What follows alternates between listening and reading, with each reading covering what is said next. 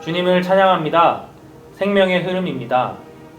저희가 이번 주에 추구할 내용은 생명의 떡입니다.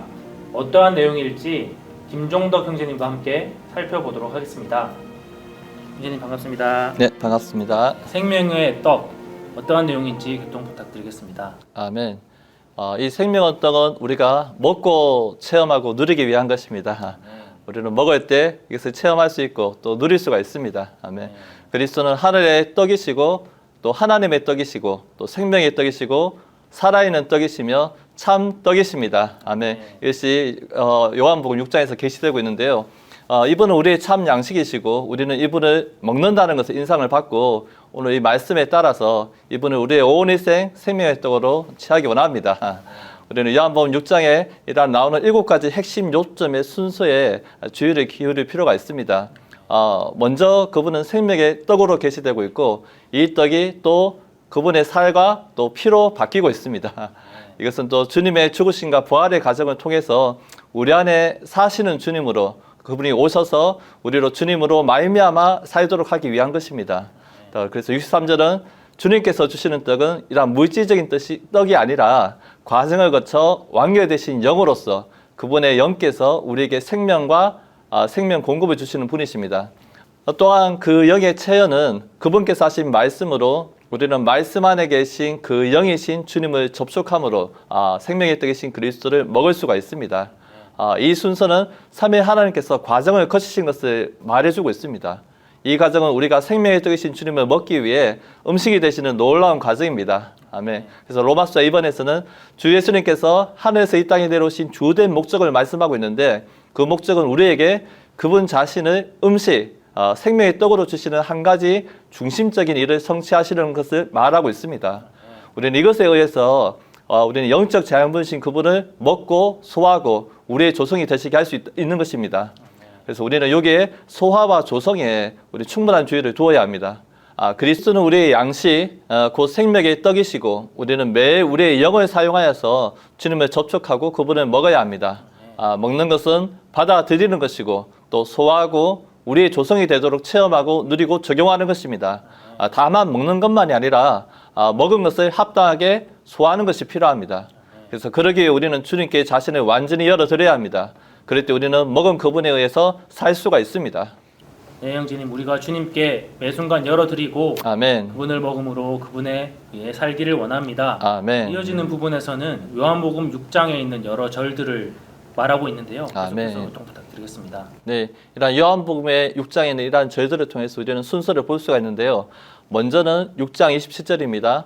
썩어지지 않는 양식을 위해 일하지 말고 영원한 생명에 이르기까지 없어지지 않는 양식을 위해 일하십시오. 영원한 생명은 이러한 신성한 생명 곧 하나님의 창조되지 않은 생명을 말하고 있습니다.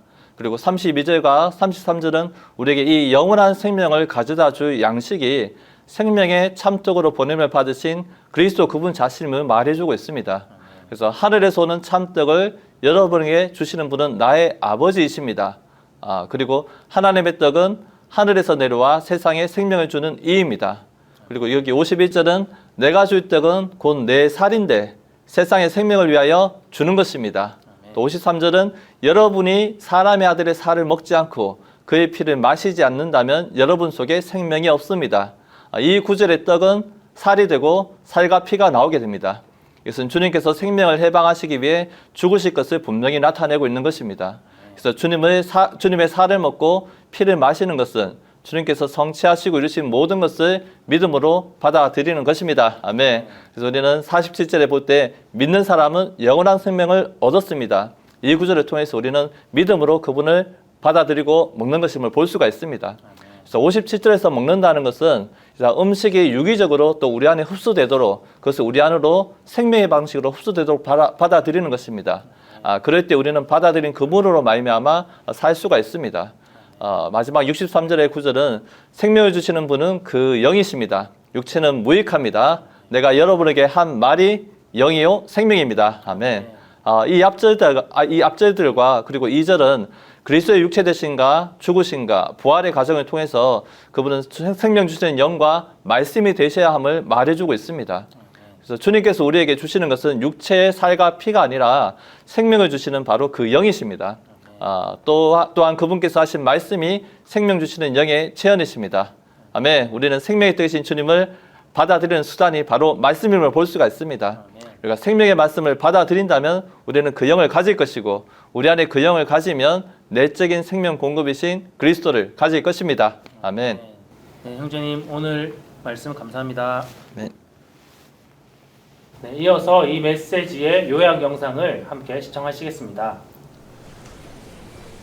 Praise the Lord for this training. Amen. What a privilege and what a blessing that we could be here in this training, hearing words concerning experiencing, enjoying, and expressing Christ. Amen.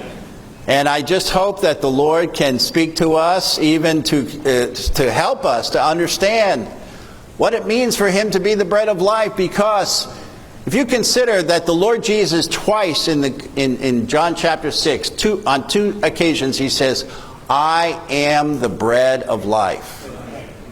So what does this mean?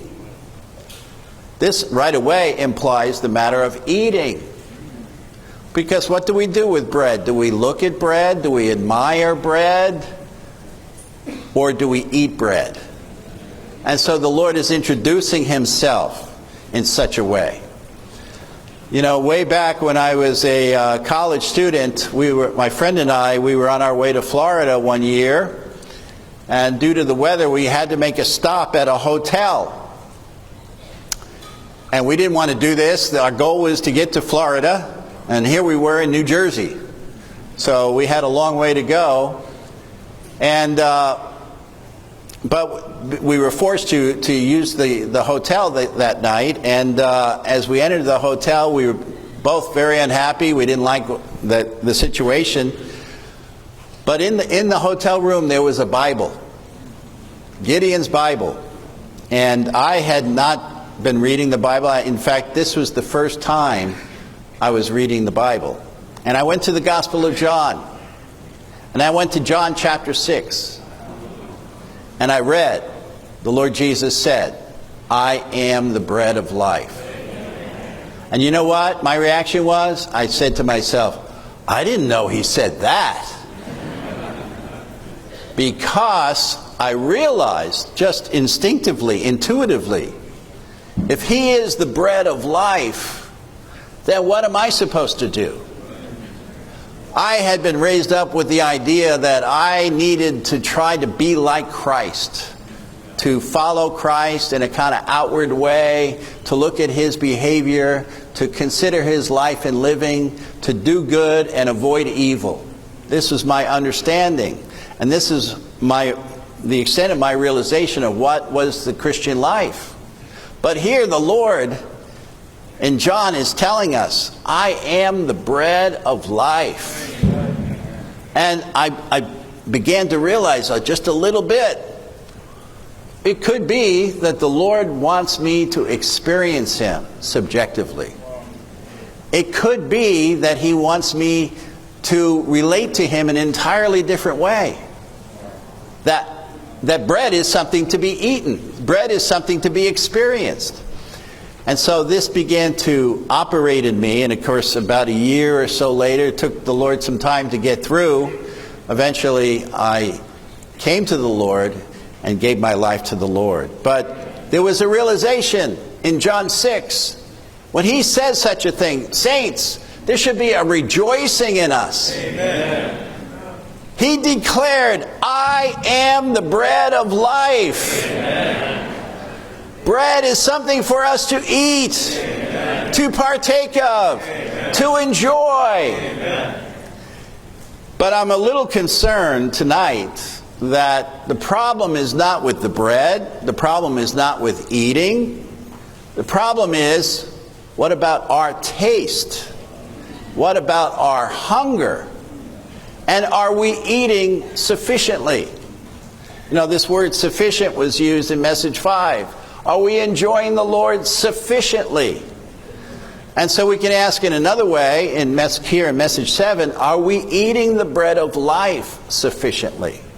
And we will talk about this, because this gives rise to the question of digestion and assimilation. And we'll speak about this in a moment. But as we begin, again, when we speak of Christ as the bread of life, right away this gives rise to the implication that we need to learn to eat this bread of life. And so what does eating mean? You know what? The Bible is a book of eating. It's remarkable. The Old Testament and New Testament both are very much centered on the matter of eating. If you consider the history, and of course I would encourage you to check out Revelation 2:7 and the footnotes there, full of the matter of eating, because in Revelation 2:7, this is a word to the overcomers in the church of Ephesus, and there the Lord says, "He who has an ear, let him hear what the Spirit says to the churches. To him who overcomes, to him I will give to eat of the tree of life, which is in the paradise of God."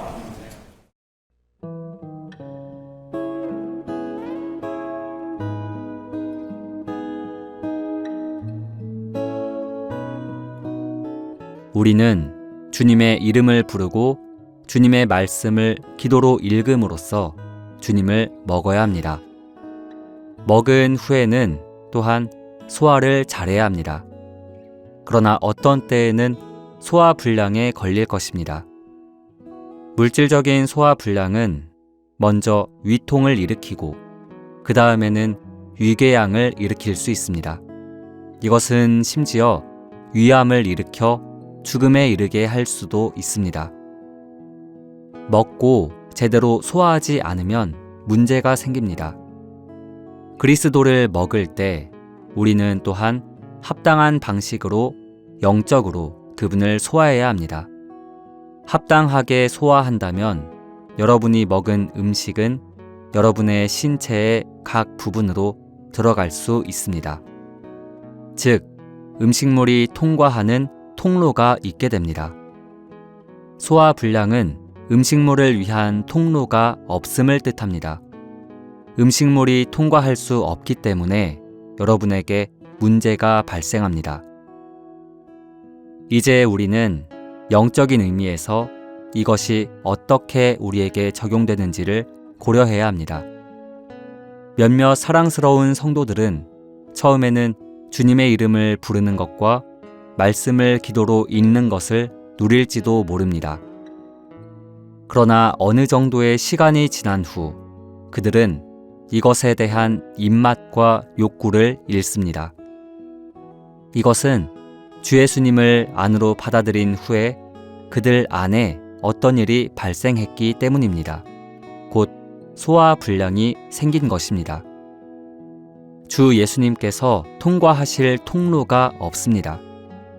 주 예수님을 부르고 그분의 말씀을 기도로 읽은 후 우리는 주님, 제게 긍휼을 베풀어 주십시오. 제 속부분 모두를 포함한 전 존재가 당신께 열려있게 해 주십시오 라고 기도해야 합니다. 나는 교리적인 것을 말하는 것이 아니라 우리 그리스도인의 삶에서 아주 실질적인 것을 말하고 있습니다. 그러나 문제는 이것입니다. 여러분이 주님의 이름을 부르고 주님께서 여러분 안에 들어오신 후 아마 여러분이 그분께 그다지 열려있지 않을 수 있다는 것입니다. 여러분의 존재의 일부분은 그분께 열렸지만 대부분은 그분께 닫혀 있을 수 있습니다. 주 예수님은 참되시고 살아계시며 실지적이십니다. 여러분이 주 예수님이라고 부를 때 그분은 여러분 안에 들어오셔서 여러분을 채우십니다. 여러분이 주 예수님이라고 부르는 동안 이 실지적이고도 살아계신 예수님은 여러분의 타고난 존재를 만지실 것입니다. 그러나 여러분 중 많은 사람은 이렇게 말할 것입니다. 안 됩니다. 주님, 이 부분만큼은 저를 만지지 마십시오. 주님께서 계신 그곳에 머무십시오. 주님은 저의 손님이시니 거실에 머무셔야 합니다. 제 개인의 침실에는 들어오지 마십시오. 그곳은 저를 위한 곳이지 주님을 위한 곳이 아닙니다. 이것은 소화 불량이 있음을 의미합니다. 영적인 음식이신 주님께서 여러분 안에서 통과하실 길이 없습니다. 음식이 여러분의 속부분에 들어갈 자유로운 통로가 없습니다. 그렇기 때문에 여러분에게 소화 불량이 생깁니다. 어떤 젊은 형제는 주님을 부른 후 마침내 이발하는 방식이 처리되어야 한다는 느낌을 갖게 됩니다. 만일 그가 이 느낌에 반응하는 것이 더디다면 이것은 그가 주님께서 통과하시도록 허락해드리지 않는다는 것을 의미합니다. 그러므로 여러분은 정신을 차려야 합니다. 여러분이 주 예수님을 부른 후 여러분 안에 어떤 감각이 생긴다면, 곧 어떤 느낌이 든다면 이것은 주 예수님께서 움직이고 계심을 의미하고 여러분 안에서 소화작용이 진행되고 있음을 의미합니다. 여러분은 이 안의 느낌을 따라야 합니다.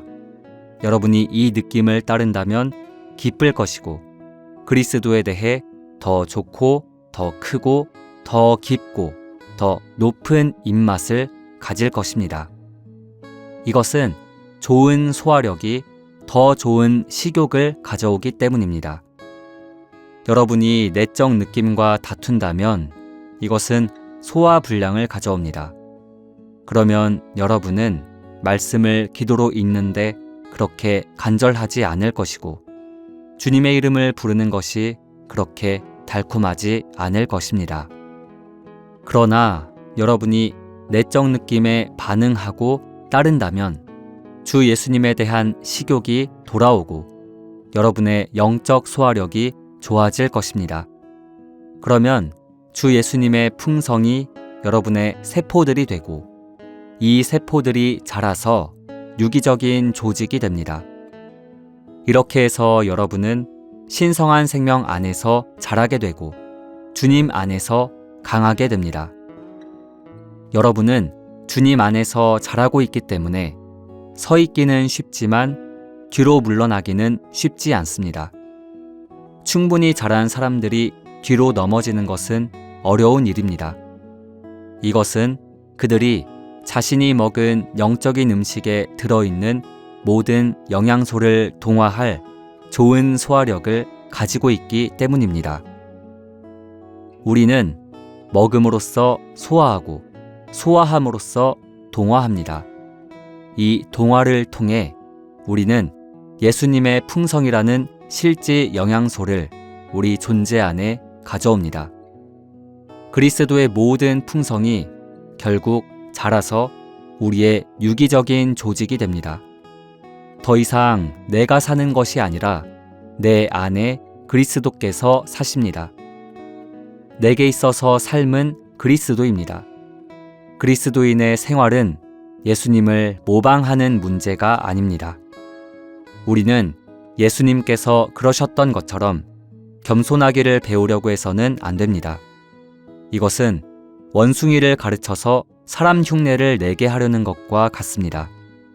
원숭이는 잠깐은 그렇게 할 수 있을지 모르지만 결국은 원래대로 되돌아갈 것입니다. 주님의 길은 우리를 가르쳐서 그분을 흉내내게 하는 것이 아닙니다. 주님의 길은 생명의 방식입니다. 생명의 방식은 먹는 것이고 우리를 그리스도가 되게 합니다. 본 내용은 미니스트리 다이제스트 2024년 여름훈련 그리스도를 체험하고 누리고 표현함 중에서 일부를 발췌한 것입니다.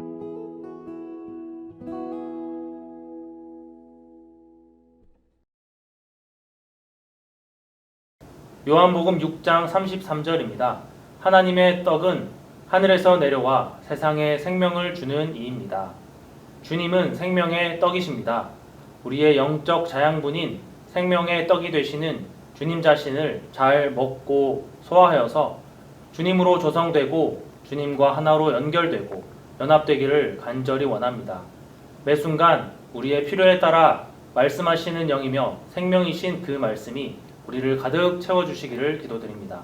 그러면 저희는 다음 시간에 찾아뵙겠습니다. 감사합니다.